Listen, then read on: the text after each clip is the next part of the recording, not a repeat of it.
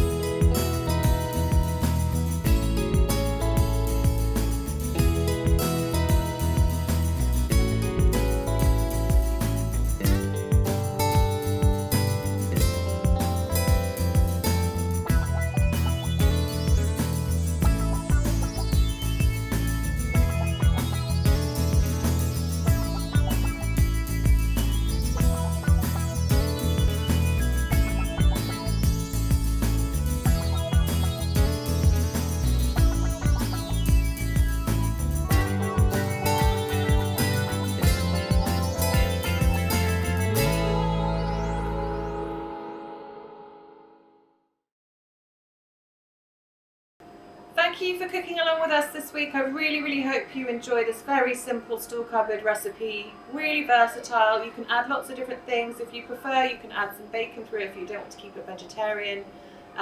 You can also add lots of parmesan on the top to serve. That's absolutely delicious. But the main thing is to get those vegetables really lovely and soft and sweet, and the mushrooms also really cooked down, and you'll get lots of delicious flavour. So do send us in your pictures and videos if you make it, and we'd love to hear how you're getting on.